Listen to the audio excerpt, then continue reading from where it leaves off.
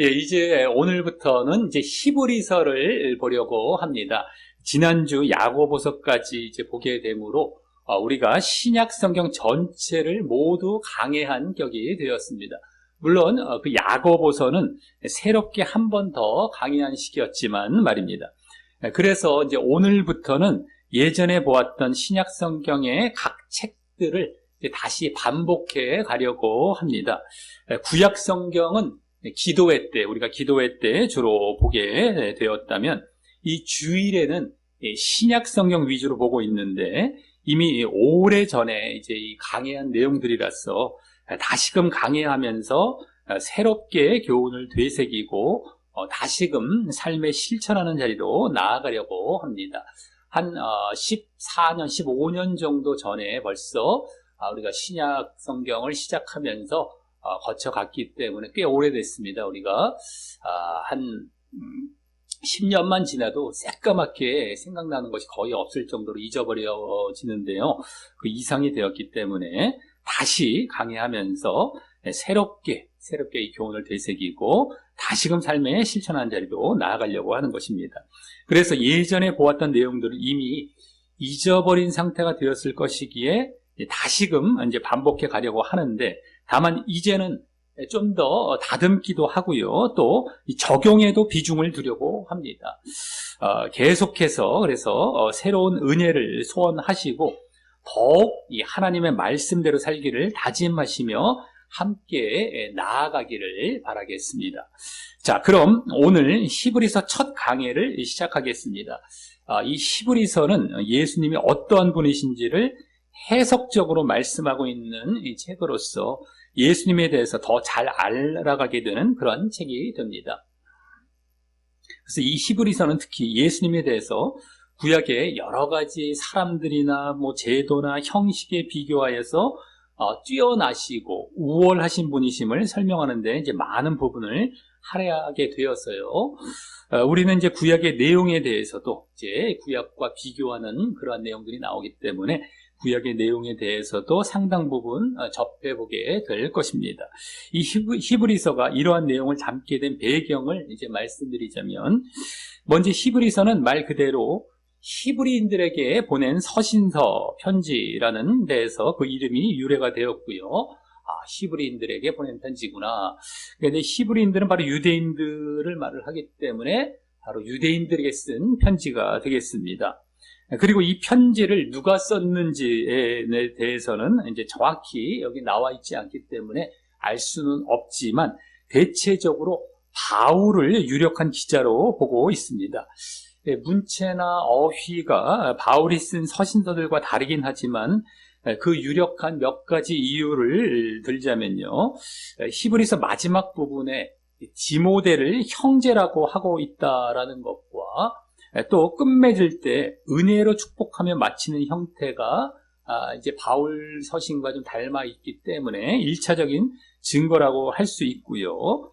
또 더 유력한 증거로는 베드로후서 3장 15절에서 베드로가 이렇게 말을 하죠. 우리 사랑하는 형제 바울도 그 받은 지혜대로 너희에게 이같이 썼고, 너희라는 것은 유대인이 되겠습니다. 이 베드로서가 유대인들에게 쓴 서신서이기 때문에 베드로가 바울도 너희에게 이같이 썼다, 유대인들에게 이같이 썼다라는 그런 말에서 바울이 주로 쓴 서신서들은 거의가 이방인들을 향해 쓴 서신서였던 것과는 달리 이 유대인들에게 쓴 편지도 있었다라는 그런 사실에서 이 히브리서, 유대인들에게 쓴 편지 히브리서, 히브리인들에게 쓴 편지, 이 히브리서를 그 유대인들에게 보내진 아주 유력한 바울의 편지라고 볼 수 있기 때문입니다.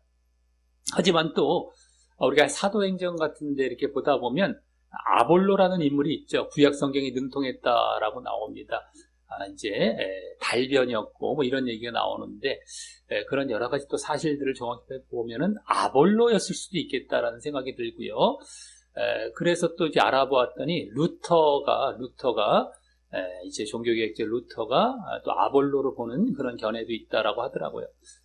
근데 그게 중요한 건 아니기 때문에 어쨌든 간에 이 히브리서 기자가 당시에 이렇게 히브리인들, 즉 유대인들에게 이 편지를 쓸 수밖에 없었던 이유를 우리가 생각해 보는 것이 더 이제 중요할 텐데요. 그것은 이 히브리서에 담긴 내용을 이제 보게 되면 이 편지가 쓰여진 서기 70년 이전, 서기 70년 이제 예루살렘 그 성전이 멸망하기 전에 그 이전에 이제 쓰여진 것으로 볼 때에 그 당시에 유대교에서 기독교로 개종한 많은 유대인들이 있었지만 그들에게 여전히 유대교가 큰 영향을 미치고 있어서 일단 유대교로부터 이단이라는 낙인이 찍혀서 그 문중에서 버림을 당하는 등 박해를 이제 당하였기도 했고요.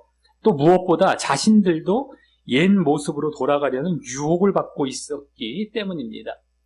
자꾸 이 기독교로 왔다가 개종했다가도 자꾸 유대교로 돌아가려는 그러한 유혹을 받고 있었던 것입니다.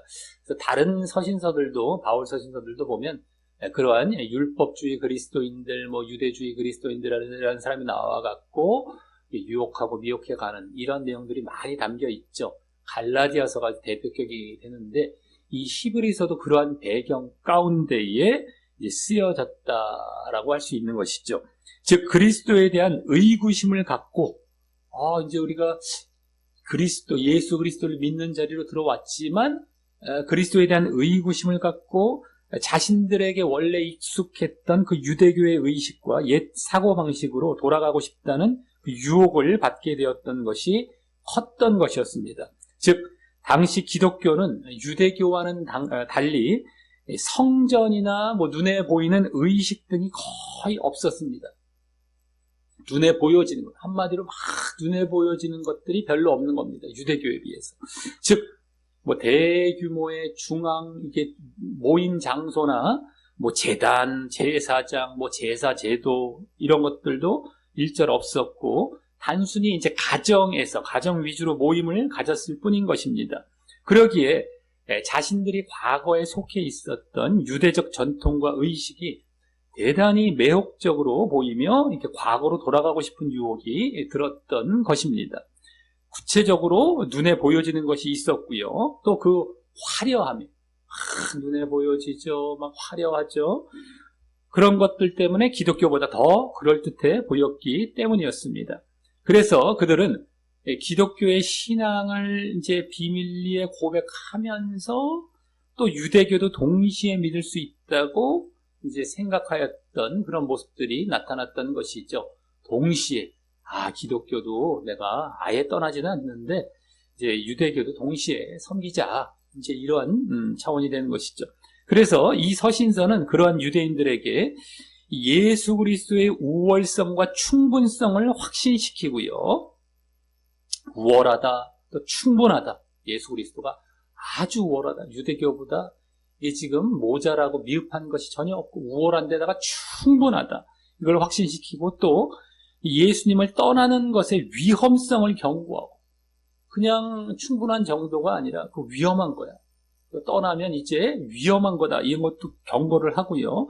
그래서 그들의 믿음을 온전히 지키도록 권면하기 위한 목적으로 이제 쓰여졌던 것입니다. 너희들 믿음 안에 들어왔는데 이렇게 흔들리고 또 저렇게 되면은 큰일 난다. 그거 위험성도 경고하면서 믿음 제대로 지켜야 돼라는 것을 이제 권면하기 위한 목적으로 이제 이 히브리서가 쓰여졌던 것입니다. 유대인들에게 개종했던 유대인들.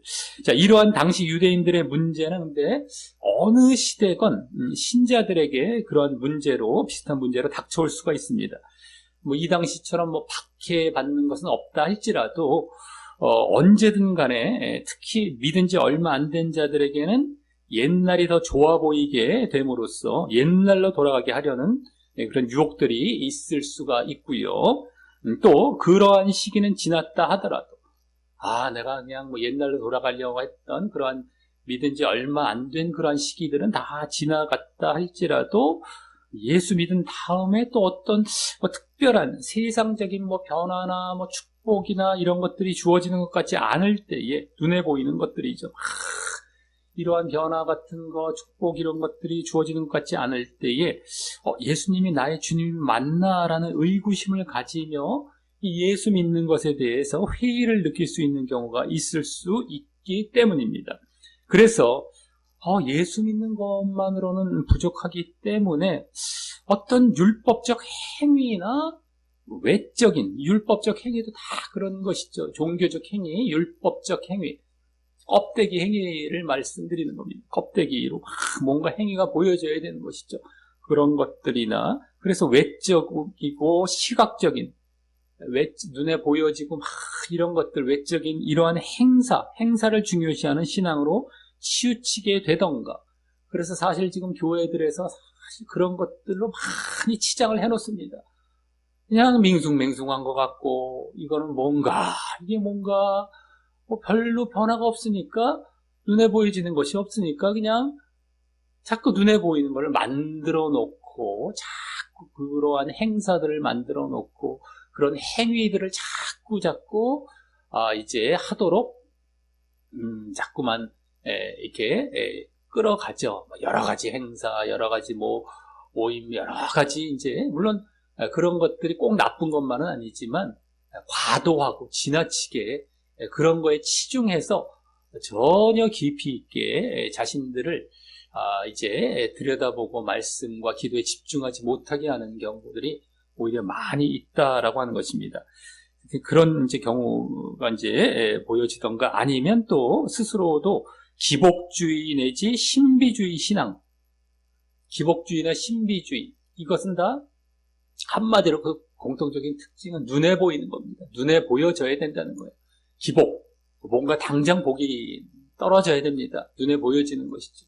신비주의도 당장 어떤 능력이 행해져서 병 고쳐지고 귀신 쫓아나가고 이런 어떤 큰 눈에 보여지는 이러한 결과들이 나타나야 된다는 것이죠. 이것을 이제 이런 쪽으로 계속 치우치게 되죠. 그러니까 문제는 또 그게 한 번뿐이 아니라 중독이 됩니다. 그것으로 신앙을 자신이 증명해 왔기 때문에 내 믿음은 이런 거야 라고 거기에 익숙해져 있고 젖어 있었기 때문에 그것이 없으면 또 밍숭맹숭한 것을 견딜 수가 없는 거예요.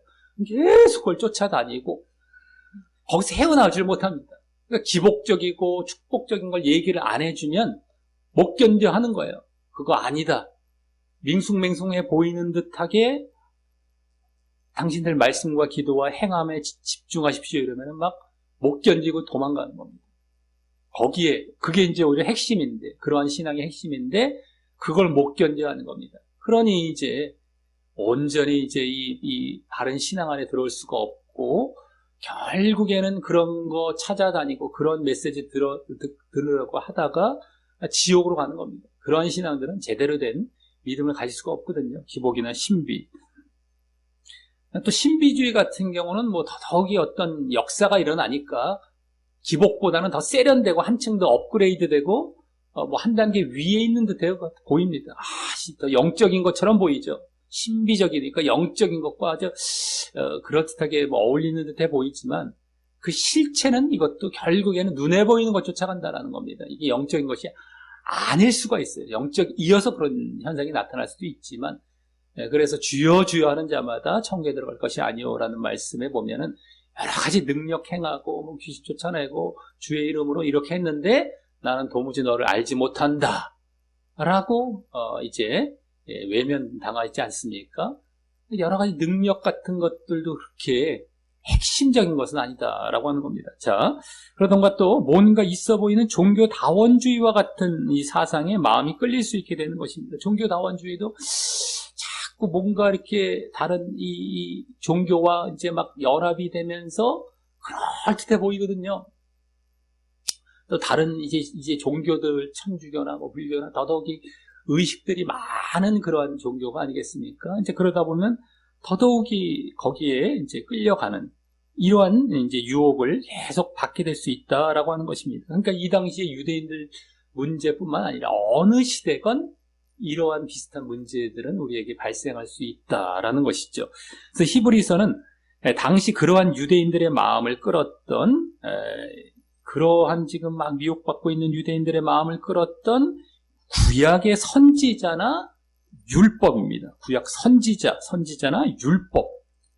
그것과 이제 비교하며 그리스도만이 구원과 사죄하심을 주실 수 있고, 구원과 속죄를 주실 수 있고, 그리스도만이 모든 것을 만족시키는 분이라는 명확한 그런 메시지로 이러한 유혹에 대해 지침을 마련해주고 있는 것입니다.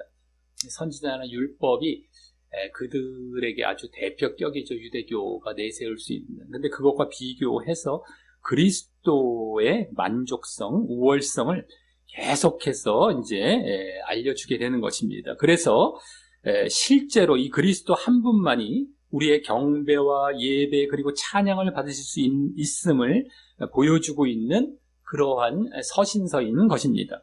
그래서 이 히브리서는 뭐뭐보다 더 나은, 또 뭐뭐보다 뛰어나다, 뭐 우월하다라는 그런 말이 주된 어구를 이루면서 또 중간중간 이 기독교 신앙에 신실해야 한다라는 그런 권명과 경고의 말씀이 나오게 되는 것입니다. 그리고 그 모든 것, 그런 모든 것들의 표현이 되는 바로 믿음입니다. 한마디로 믿음. 믿음이 우월한 원리임을 증거하는 내용이 또 저 뒤에 후반부에 가면 나오게 되는 것입니다. 이 히브리서는 서신서이지만 논증하는 설교 형식의 서신서입니다. 논증을 해 나아갔죠. 하나하나. 바울 서신서도 그런 경우들이 많은데 이 히브리서가 특별히 또 그런 성격이 되게 강합니다. 이제 이런 데서도 아볼로의 어떤 그러한 이제 기자로서의 이제 그런 느낌도 좀 받는데 기자가 아닐까 하는 생각도 들게 되는데 어쨌든 간에 논증하는 설교 형식의 서신서입니다.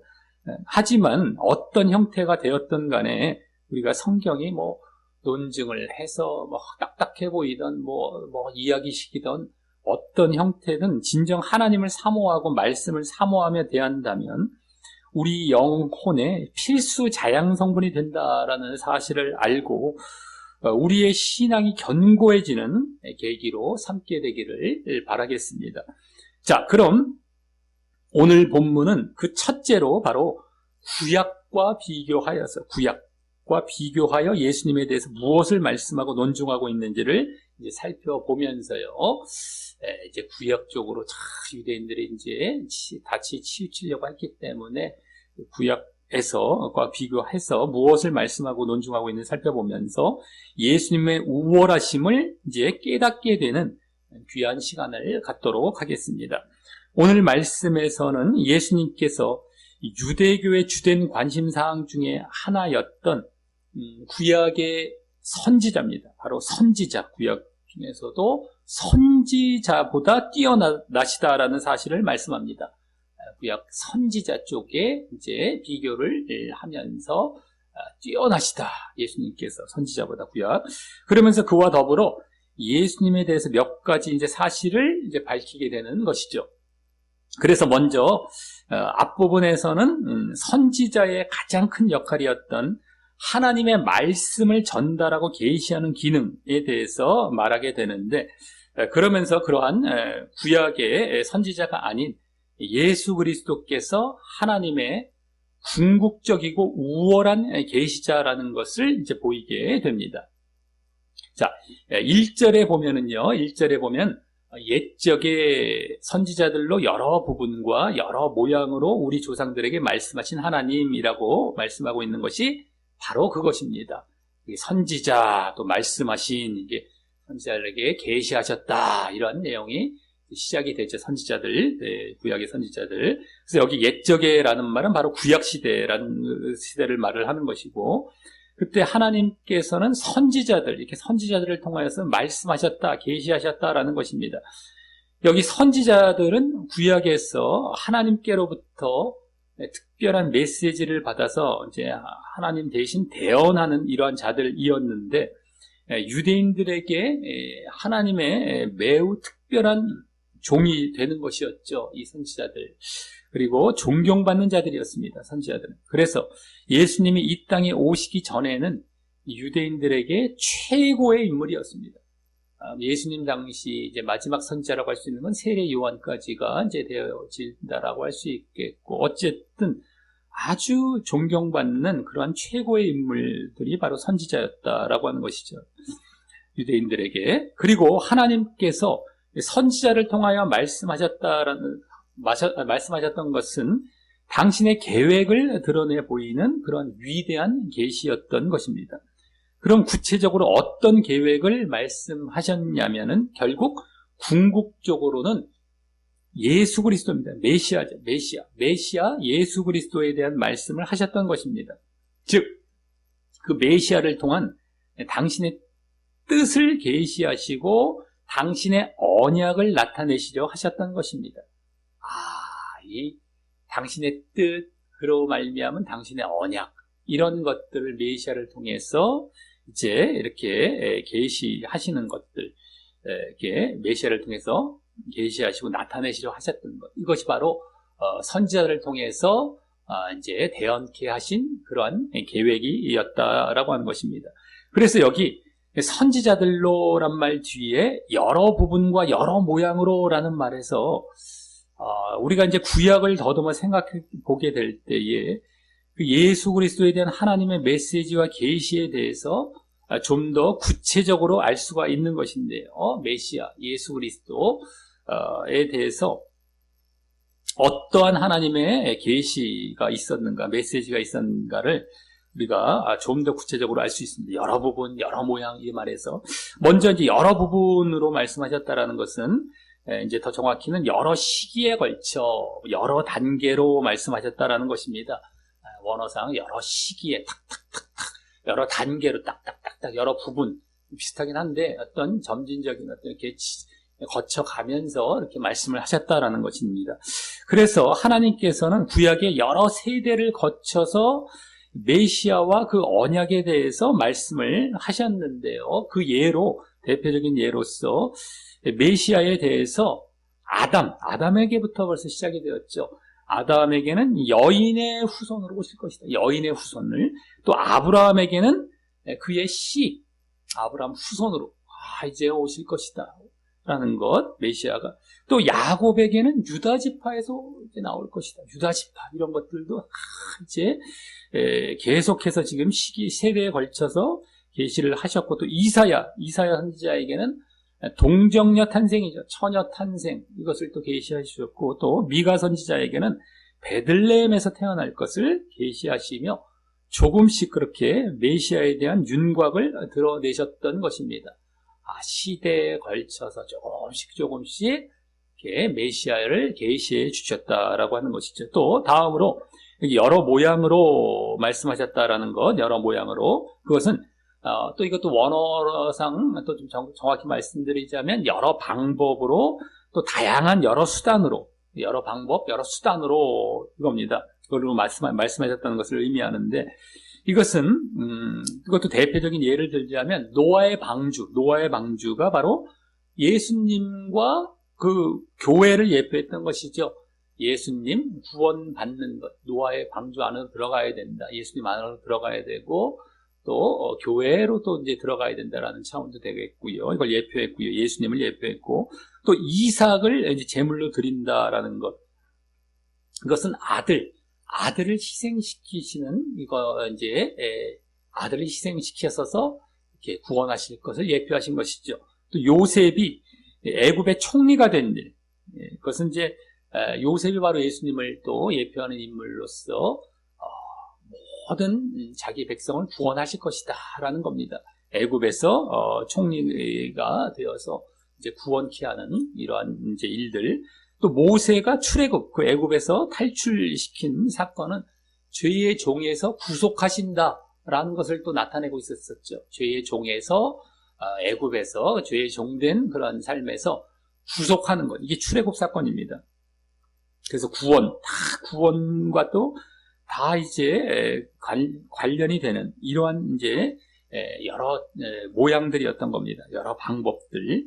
또 유월절 어린 양, 출애굽할 때 유월절 어린 양도 하나님 어린 양, 그 피로 대속하실 하나님 어린 양을 이제 예표하고 있었고요. 또 여러 이제 구약의 희생 제사와 제물들, 이것은 이제 그 궁극적인 것은 십자가 제단에서 돌아가실 그 희생, 이렇게 피를 흘려 돌아가실 희생에 대해서도 예표해주고 있었던 것이고, 또 성막과 그 안에 여러 기구들, 여러 이제 제사 제도 가운데의 성막과 여러 기구들, 그것들은 이제 중보와 속죄입니다. 중보하고 제사장이 중보 역할을 하죠. 속죄하는 이러한 제사장으로서도 그렇고 기구들 하나하나도 그런 의미들이 있었던 것입니다. 중보와 속죄의 의미들. 또 만나라는 건 떡, 생명의 떡이죠. 생명의 떡. 예수님께서 요한복음 같은 직접 또 말씀도 해주셨죠. 만나, 떡, 생명의 떡을 예표했던 그러한 만나. 또 반석, 이건 생명의 물, 생명수입니다. 생명수. 이것을 예표했던 것 등 다양한 이런 방법으로 계시된 예수님과 그 언약에 대한 모형과 그림자였던 것입니다. 예수님 메시아로 말미암아 이제 이렇게 구원을 이제 하실 것이다. 이러한 언약을 쭉 이제 모형과 그림자로 구약에서 계속 보여주셨던 것이었습니다. 그래서 구약 성경은 이제 다시 말씀드리자면 예수님이 오신다라는 언약, 즉 약속의 말씀인 것입니다. 예수님이 오신다, 이 메시아께서 오신다라는 약속, 물론 이제 구원자로서 오실 그 예수님에 대한 약속이죠, 언약. 그것이 되는 것입니다. 그리고 그 말씀들을 1절을 여기 1절을 계속 보면 우리 조상들, 즉 구약 시대에 하나님을 믿는 모든 사람들에게 말씀하셨다라는 것입니다. 하나님을 믿는 모든 그 우리 조상들에게 이제 말씀을 하셨다. 그런데 여기서 이제 우리가 주목해야 할 것은 이와 같이 선지자를 통한 계시는 하나님의 계시의 단지 한 부분만을 담당하고 보여주고 있다라는 것이고, 어느 누구도 하나님의 전체 계시, 완전한 계시를 보여줄 수 없었다라는 것입니다. 선지자를 통하여서 부분적으로 이제 계시는 했겠지만 전체적으로 계시한 경우는 없었던 것입니다. 그런데 이제 신약에서 예수님께서 오심으로 그 완전한 계시가, 전체 완전한 계시가 이제 발견되어지게 되었던 것입니다.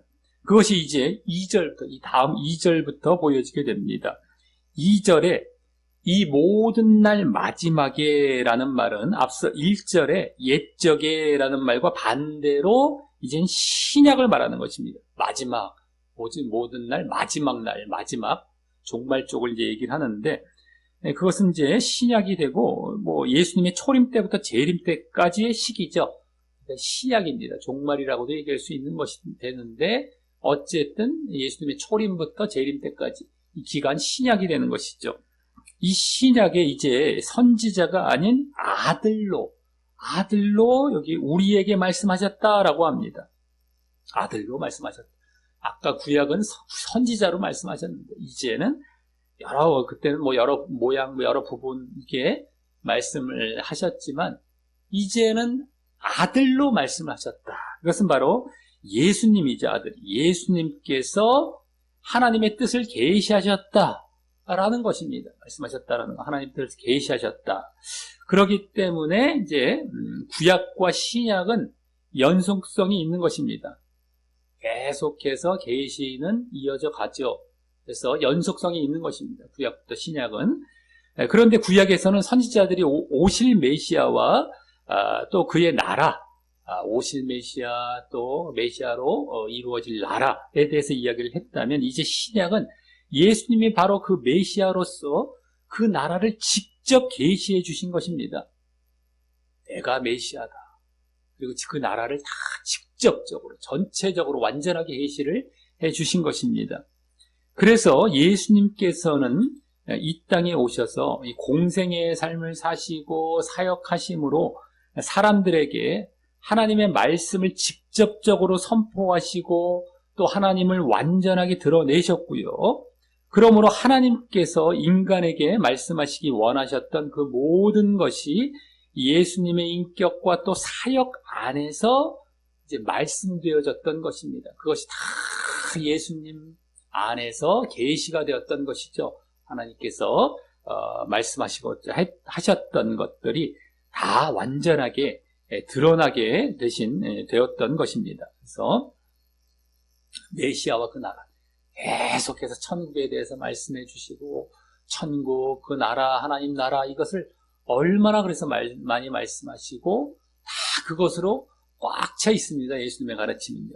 그리고 그것은 하나님의 뜻을 온전히 순종하시고 십자가에서 대속의 죽으심을 죽으신 것에서 그 절정으로 온전히 보여졌던 것입니다.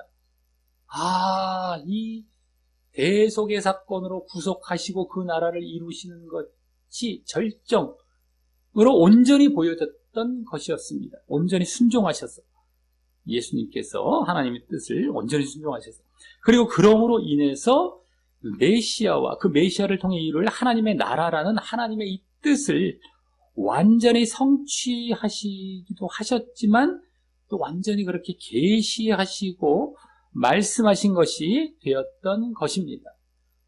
완전하게 이젠 드러났죠. 구약에서는 중간중간 부분 보여졌지만 뭔가 미흡하고 뭔가 희미했던 것이었는데 아주 선명해지고 아주 분명해진 겁니다. 완전해지고. 이것이 지금 우리 신자들에게는 너무 당연한 것처럼 이제 알고 있을 정도였지만 이 당시만 해도 이제 이것이 처음 막 제대로 보여지기 시작했대였고, 유대인들은 더더욱이 그것도 제대로 이제 알지 못하는 가운데에 자꾸 미혹을 받고 있었던 것이었던 겁니다. 자, 그래서 이제 이 2절 하반절부터, 이 뒤에 2절 하반절부터 3절에서는 이러한 예수님께서 어떠한 분이셨는지 설명이 이어지게 되는데, 이것은 이제 구약의 선지자와는 비교할 수 없는 그 뛰어남과 우월함을 보여주는 그런 신분을 드러내는 것이 되는 겁니다. 얼마나 구약 선지자와는 비교할 수 없다. 너희들 자꾸 선지자 보면서 글리로 돌아가려고 하지. 예수님이 지금 어떤 분이신지 아니? 계시도 완전하게 드러내신 데다가 또 이런 분이셔. 이제 여기 다 보여지게 되는 겁니다. 그리고 그러므로 유대인들이 그리스도에 대한 믿음을 포기하고 그 유대교의 열등한 체계로 돌아가고자 하는 그러한 위험성을 더불어 암시하게 되는 것입니다. 여기에서 그건 아주 위험한 거다. 예수님이 비교할 수 없는 그러한 분이시다. 그들과는. 자, 그럼 여기 2절 하반절부터 3절까지에서는 이제 예수님을 6가지로 묘사하며 이제 설명을 합니다. 6가지. 자, 그 첫 번째는 하나님께서 예수님을 만유의 후사로 세우셨다라는 것입니다. 만유의 후사. 이는 만물의 상속자란 말이죠. 만물의 후사, 상속자라는 말입니다. 예수님은 이제 하나님과 동등된 분이시지만 사람의 몸도 입으실 그런 중보자이셨기 때문에 이와 같은 직책을 주신 것입니다. 상속자, 사람의 몸을 입기도 하셨고 아들된 신분으로 오셨기 때문에 상속자라는 말을 여기서 이제 또 하게 되는 것이죠. 그리고 이는 새 나라, 새 왕국의 통치자라는 지위를 받으시는 것도 말을 하는 것으로서 그냥 만유가 아니라 새 나라입니다. 새 나라. 정말 새 하늘, 새 땅, 새 왕국입니다. 거기에 통치자라는 그 지위를 받으시는 것도 이제 말하는 것으로서 그래서 가장 높은 영광과 지위가 부여가 되는 것입니다. 그래서 하늘과 땅의 모든 권세를 유업으로 물려받으셨고요. 그걸 이제 상속받으셨던 겁니다. 또 사람들에 대한 모든 심판을 수행하는 권위를 또 물려받으실 것이었습니다. 심판에 대한 권세가 이제 상속이 되는 것이죠. 또 모든 능력과 부와 지혜와 힘과 존귀와 영광과 찬송을 물려받으실 것입니다. 계시록에 잘 보여지죠. 그리고 이는 구약 시편의 시편 2장 7절 8절에 내가 열방을 유업으로 주리니 제 소유가 땅끝까지 이르리로다라는 말씀이 있는데요. 그것은 메시아 되실 분의 우주의 상속자 될 것을 보이는 그런 말씀을 이루시는 모습이 되어서 열방을 유업으로 주고 땅끝까지 소유가 이른다. 그러니까 우주의 상속자 될 것, 메시아께서 그러한 말씀인데 그것을 이루시는, 성취하시는 그런 모습이 되어서 예수님께서 바로 그러한 예언된 메시아이심을 유대인들에게 이제 밝히는 그런 말인 것입니다. 이 만유의 상속자라는 것은 바로 구약에서 예언된 그 메시아가 만유, 우주의 상속자다라는 것을 바로 그분이시다, 메시아이시다라는 것을 이제 유대인들에게, 지금 미혹받고 있는 유대인들에게 이 말에서 밝혀주고 있는 것이 되는 겁니다. 구약 말씀에 바탕을 두고 이것을 지금 말함으로 말미암아 말이죠. 자, 두 번째는 저로 말미암아 모든 세계를 지으셨다라는 것입니다. 저로 말미암아, 그로 말미암아, 예수로 말미암아. 이는 요한복음 1장에 나오는 태초의 말씀으로 하나님과 함께 계셨고요. 또 만물이 그로 말미암아 지은 바 되었다. 예수님으로 말미암아. 그런 사실과 그 맥을 같이 하는 그런 사실이죠. 저로 말미암아, 예수님으로 말미암아 모든 세계가 창조됐다.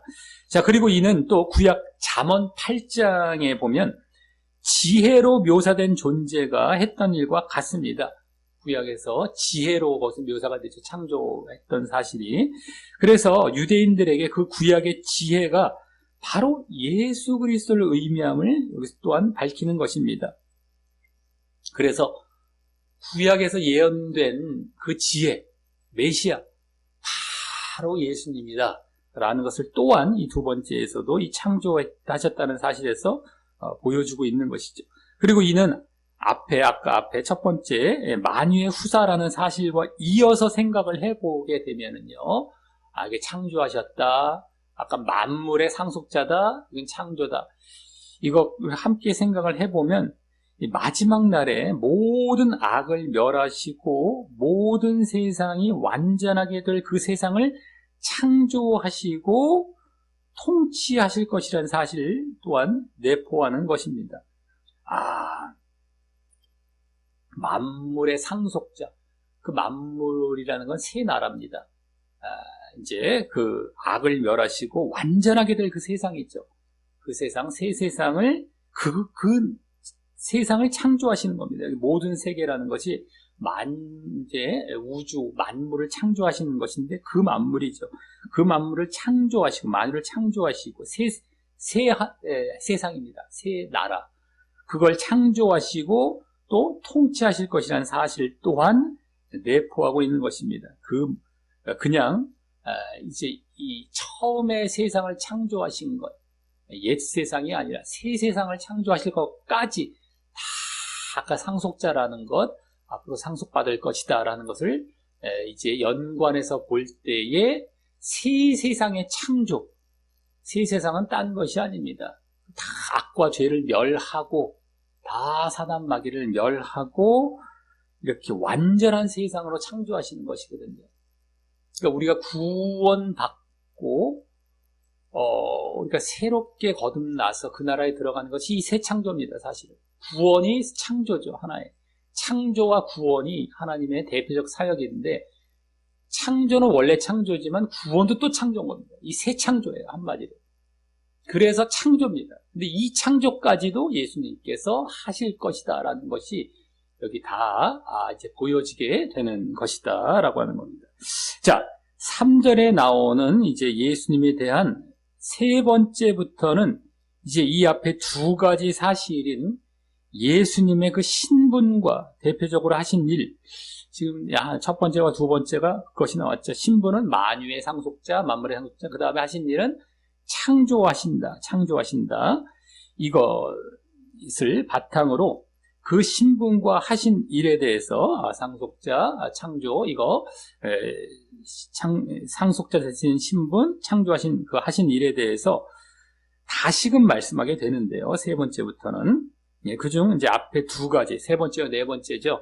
그것은 앞서의 그 두 가지를 반복적으로 설명하는 내용이고요.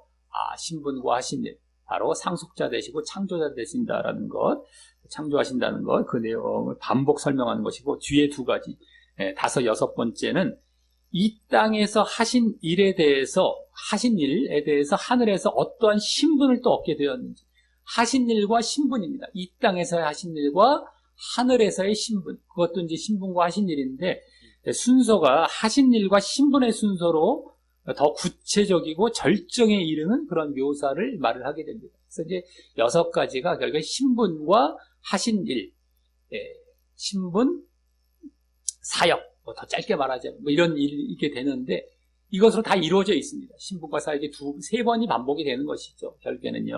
6가지가 되는 건데 3번째, 4번째는 그대로 반복, 신분과 사역, 5번째, 6번째는 사역, 신분 순으로 또 이제 말을 하게 되는 겁니다. 먼저 앞에 2가지 사실, 즉 하나님의 영광의 왕체와 그 본체의 형상이란 이게 신분입니다. 이게 이제 3번째가 되는 신분. 그리고 그 뒤에 그의 능력의 말씀으로 만물을 붙드셨다라는 건 하신 일이 됐죠. 사역적으로 하신 일. 이것은 앞에 2절과 분사로 연결이 됩니다. 분사로. 그러니까 딱 끊어진 것이 아니라 연결이 되는 말이라서 그것을 아까 2절의 말들을 그런 신분과 하신 일을 더 보충 설명하는 내용이 되는 것입니다.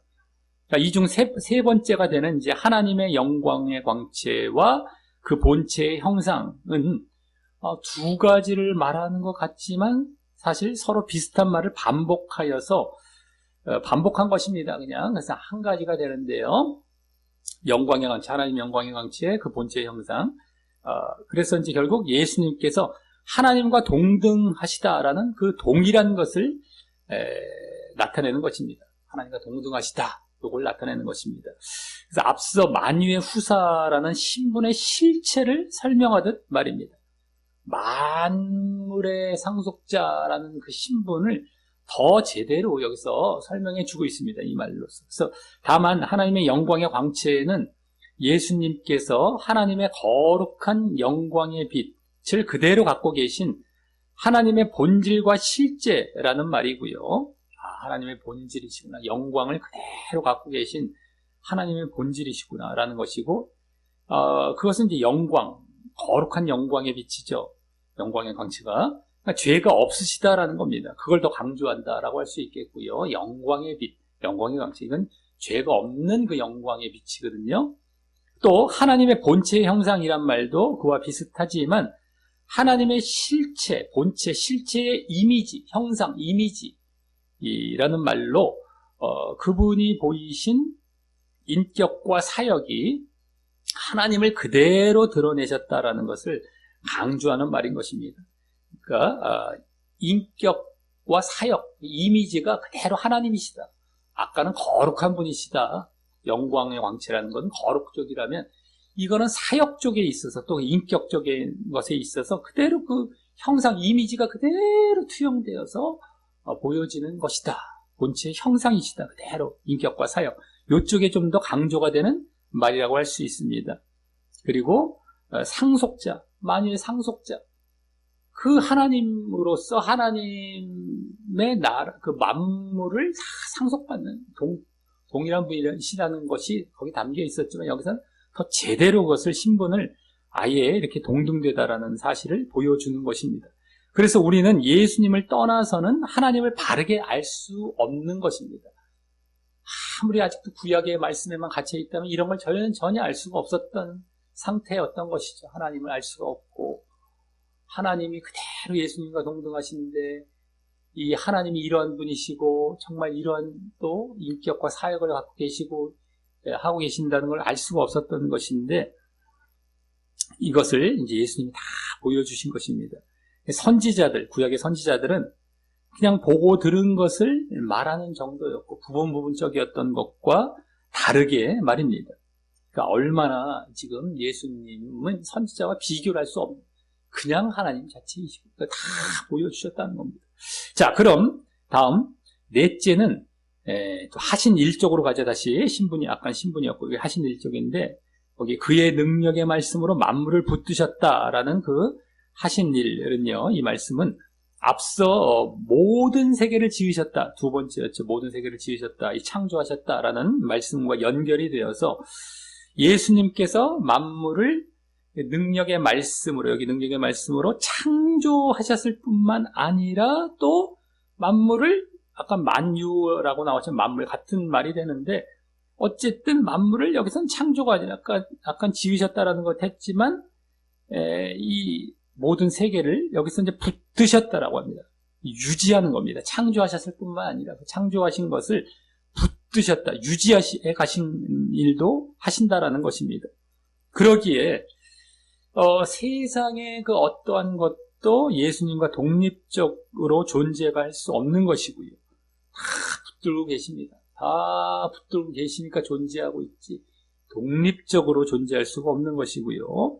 또 예수님은 만물을 막 여러 가지 죄와 악과 막 혼돈으로 해체되거나 붕괴되지 않도록 예방하고 계신 것입니다. 여러 가지 악이 지배해서 확 터질 수 있지 않습니까? 뭐 어떻게 뭐 잘못되고 혼돈에 빠질 수 있는데 그렇지 않도록 딱 붙들고 계십니다. 물론 하나님이 하시지만 그게 바로 예수님이 또 하신다는 거예요. 그대로. 그리고 또 논리적인 그런 방식으로 앞뒤가 탁탁탁 들어맞는 그런 방식으로 결합되고 이 통일성을 이루도록 그렇게 유지하신다라는 것입니다. 얼마나 세상에 논리가 있는지 모릅니다.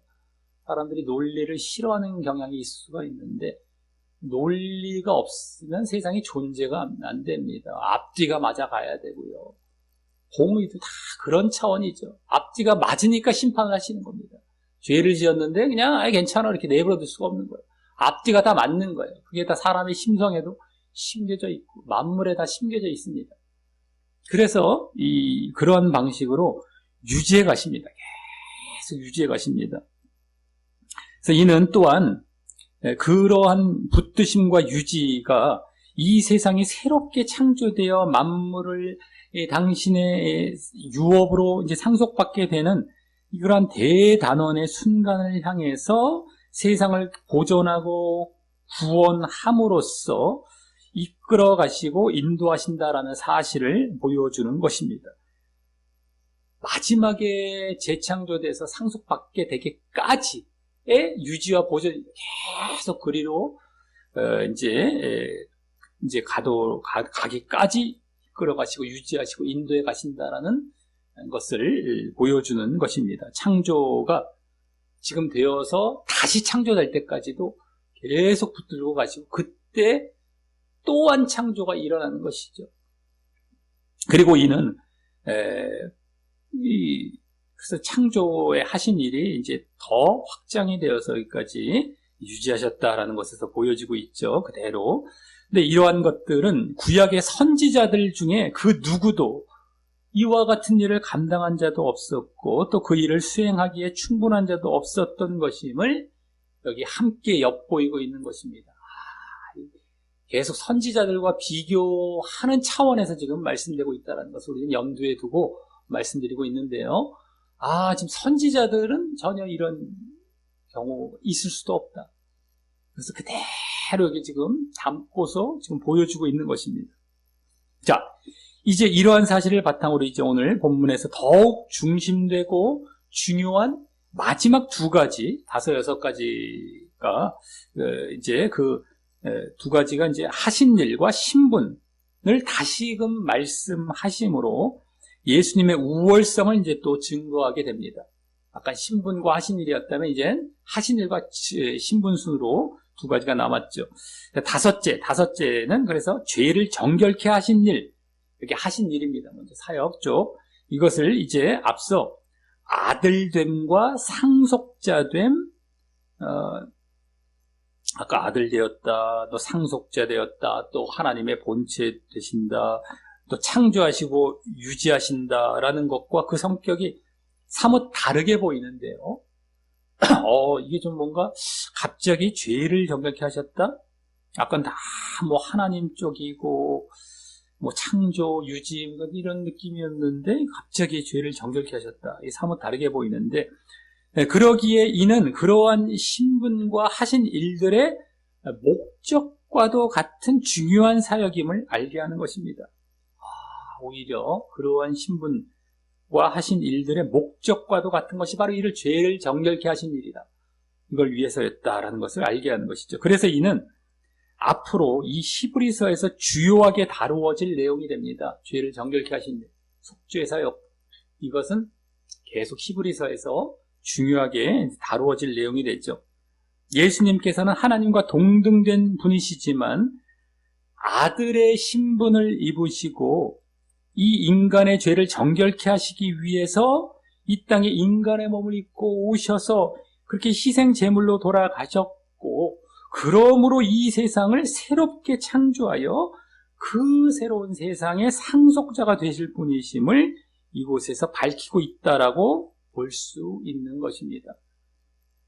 죄를 정결케 하신 일을 통해서 아까 이제 창조, 상속 이런 얘기가 나왔죠. 두 가지가 반복이 되었고요. 그 뒤에는 그것이 이것으로 말미암는 속죄 사역으로 새로운 창조와 새로운 그 나라에 대한 상속이 되는 것입니다. 이게 이제 목적이, 이게 더 그러한 상속과 창조의 더 목적이 되는 겁니다. 이를 통하여서 새로운 나라, 새 세상을 새롭게 이렇게 창조하시고 정말 상속 받으실 것이다 라는 것을 밝혀주고 있는 것이다 라고 하는 것이죠. 그리고 그러므로 여기 마지막 여섯째, 승천하셔서 이제 높은 곳에 계신 위엄의 우편, 높은 곳은 하늘이죠. 하늘에 계신 위엄은 이제 하나님을 말하는 겁니다. 하나님 우편에 앉으심으로 지금도 이제 중보자로 계시고 또 앞으로 재림하셔서 상속자와 새 창조자가 되실 것으로 이제 재림하셔서 상속, 창조, 오늘 이 두 가지가 신분과 사역의 대표격이었는데 그 재림하셔서 그렇게 상속자와 새 창조가 되실 것으로 앞서 예수님의 하나님의 본체 되시고 또 만유의 후사 되신 이런 신분과 사역을 종합적으로 보이고 있는 것입니다. 이제 신분 쪽이 더 강하죠. 높은 곳에 앉으셨다. 그 신분입니다. 하나님의 본체 되시고 후사 되신, 상속자 되신 이런 신분 쪽이죠. 이제는 그것을 이제 종합적으로 보이고 있는 것입니다. 그리고 이 하나님 우편에 앉으신 사실은 아주 유명한 구약의 말씀 시편 110편에서 내가 내 원수로 내 발등상 되게 하기까지 너는 내 우편에 앉으라 하셨도다라는 말씀을 근거로 하여서 예수님이 바로 그와 같은 속죄 사역으로 인한 영광을 입고 그렇게 우편에 앉으신 메시아이심을 그 구약 말씀을 잘 알고 있을 유대인들에게 보이고 있는 것입니다. 이 유대인들을 대상으로 지금 구약 선지자와 비교해서 그래서 이제 구약 말씀을 우리가 계속 지금 말씀을 드린 이유가 그런 겁니다. 선지자보다 우월하다, 또 유대인들을 대상으로 그들을 지금 깨우치게 하려고 하는 사실이 여기 담겨 있기 때문에 지금 이러한 의도로 이 히브리서 기자가 계속 이러한 말씀 하나하나가 다 구약을 배경으로 지금 말씀하고 있는 것입니다. 특별히 얼마나 또 이거 유명한 말씀으로 유대인들도 얼마나 잘 알고 있을 말씀입니까? 네? 그런 메시아가 바로 예수님이었다라는 것을 보이고 있는 것입니다. 그만큼 예수님께서 구약에 약속된 메시아이고 궁극적으로는 선지자들보다 우월하다라고 말입니다. 구약에 약속된 그 메시아이시다. 선지자들과 비교할 수 없는 그 우월하신 분이시다. 너희들 지금 그거 보고 절로 가려고 하지. 지금 선지자들 그거 비교할 수 없다. 눈에 너희는 막 보이는 거, 뭔가 이제 이렇게 이런 거 쫓아가다 보면 별거 아닌 것처럼 보이는 예수님 십자가에 피 흘려 돌아가시고 그냥 죽고 끝난다라고 이제 넘어갈 수 있는데 그런 것이 아니고 이러한 이 구약에 바로 예언된 메시아이셨다. 약속된 이거를 제대로 설명해 주고 있는 것입니다. 결국 여기 예수님에 대한 6가지 묘사는 예수님의 이 창조와 보존의 능력을 통해 하나님과 동등하시다라는 신성을 나타내면서 또한 그 창조주 예수님께서 하나님의 뜻에 온전히 순종하심으로 하나님의 구원 계획과 약속을 이루시고 계시하셨다라는 사실로 인해서요. 지금 구원 계획과 약속을 결국 이루시고 계시하셨다라는 그 사실이죠. 6가지 묘사가 예수님께서 온전히 순종하셔서 돌아가심으로 구원 계획, 약속을 이루신 것입니다.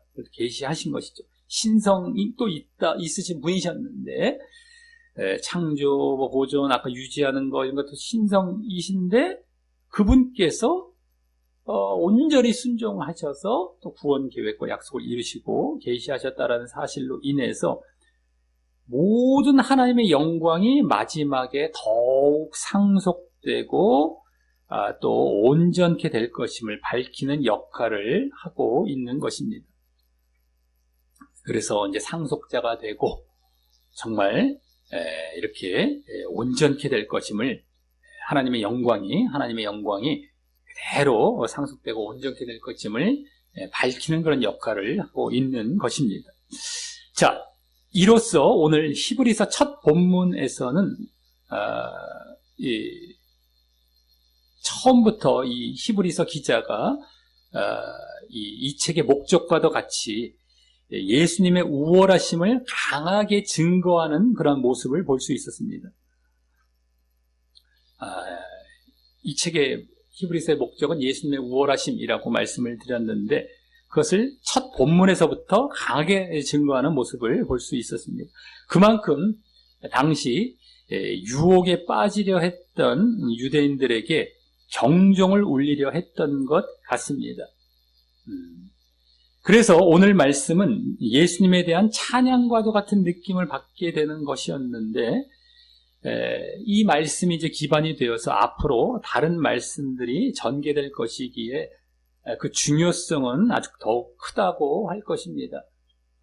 이 말씀들이 첫 말씀이고 앞에 이렇게 석절에 걸쳐 나왔지만 사실 얼마나 함축된 내용들이 많이 있고요. 얼마나 중요한 말씀입니까? 앞으로도 전개될 그 기반이 되는 말씀이 되는 겁니다.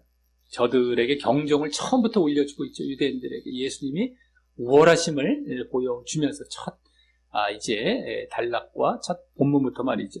그래서 오늘 말씀은 결국 예수님께서 구약의 선지자들보다 더 우월한 계시자가 되셔서 선지자의 계시와 비교할 수 없죠.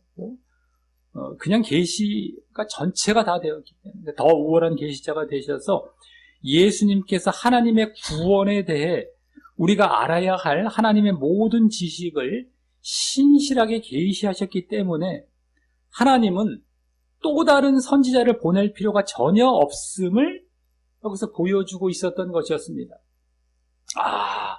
너희들 선지자들 그렇게 좋아하니? 선지자들 대단한 것 같았어? 예수님은 이제 오셔서 다른 선지자는 필요가 없어지게 되었어. 그걸 이제 보여주고 밝혀주고 있었던 것이죠. 그리고 그 일을 결국 예수님께서 하나님의 뜻에 온전히 순종하는 모습으로 이 모든 죄를 정결케 해주시는 이러한 사역을 통해 이루셨던 것입니다. 결국에는요, 온전한 순종, 그래서 그 속죄해 주신 사역, 이거를 통하여서 예수님께서 그대로 하나님의 이러한 모든 구원 계획, 이것을 계시해 주신 것이었습니다. 그 창조의 능력도 나왔는데 이 창조의 능력이 자신을 낮추시고 순종하시는 모습을 거쳐서 구원의 능력이 된 것입니다. 창조하실 수 있는 분, 창조하시는 분 하나님이신데 인간의 몸을 입고 당신이 온전히 당신께 순종을 하십니다. 그래서 죽으셔요. 그런데 그러므로 말미암아 하나님께서 그 원하셨던 구원이 이루어지게 된 겁니다. 구원의 능력이 또 되신 것이에요. 창조하신 분이 구원은 못하시겠느냐 했는데 이 방법밖에 없었던 겁니다. 공의 때문에 죄의 대가를 치르셔야 누군가가 치러줬었어야 했던 것이죠. 창조하신 분 확 다 쓸어버리고 다시 창조하면 되겠지만 그것이 아닙니다. 그들을 재창조하는 거예요. 새롭게. 그러니까 온전히 순종하는 것이 더해져서 창조의 능력에 구원의 능력이 되어버린 겁니다. 그 길밖에 없는 거예요. 당신이 죄 없으신 당신께서 돌아가신 겁니다. 그래서 그 예수님을 믿는 자들로 말미암아 새로운 창조가 이루어지도록, 이게 이제 구원도 되고요. 구원. 그래서 구원의 능력이 이 순종이라는 것을 통해서 이루어진 것이죠. 창조의 능력이 구원의 능력이 되었다는 것은 온전히 낮추시고 순종하신 것인데, 그러면 예수님만 그러고 끝나라고 그렇게 보여주신 것이 아닌 겁니다. 그 순종이라는 것. 우리의 바로 구원받을 비밀은 바로 순종이라는 거예요. 나처럼 해라는 겁니다. 왜 하나님께서 굳이 다 쓸어버려서 다시 쫙 만드셨을 수도 있으셨을 텐데 왜 이 과정을 거쳐서 왜 이러한 구원을 하셨느냐? 또 만들면 또 시작이 되거든요. 또 아담이 또 나올 수가 있는 것이에요. 어차피 이 과정은 거쳐가야 됩니다. 그러니까 어쨌든 한번 만드셔서 이 과정을 거쳐, 순종이라는 과정을 거쳐서 구원하시는 이러한 방식은 어쨌든 유일한 방법인데 거기서 핵심은 순종이라는 거예요.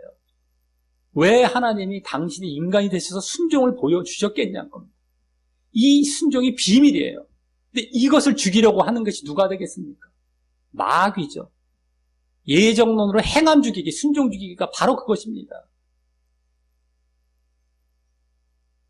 근데 이걸 모르고 사람들 얼마나 좋아라 하고 쫓아가고 있습니까?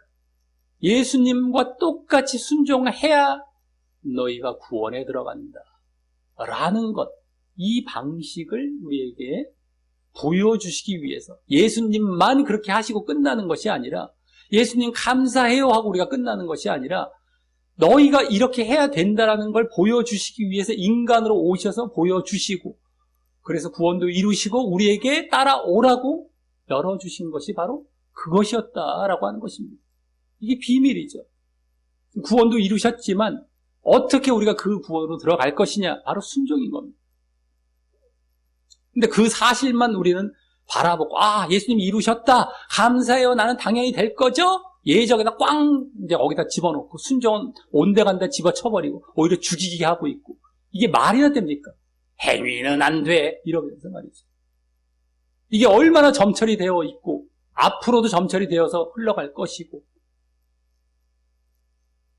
그러니 얼마나 많은 사람들이 예수님을 자신의 종 정도로 이제 보이고, 내 주인이 아닙니다. 내 따라갈 분이 아니고 나를 위해서 이렇게 하고 나는 안 따라갈 때 내 종이죠. 그러니까 당신 나 따라와 이러고 있는 거예요. 한마디로 나를 위해 순종하고 나는 안 할 거야, 내가 주인이니까, 이런 식인 겁니다. 순종하신 분을 따라서 순종해야만 이렇게 된다는 것이거든요. 이걸 보여주신 건데, 이건 온데간데 없어요. 구원하셨다, 예수님이 순종하셨다, 그걸로 끝. 나의 순종이 없어져 버린 겁니다. 그리고 그것을 해결하기 위해 예정이라는 걸 갖다 붙여놓고 그 구원만 따먹으려고 하는, 이 말도 안 되는 지금 이러한 모습들이 이 신앙에 지금 얼마나 팽배하고 횡행하고 있는 것입니까?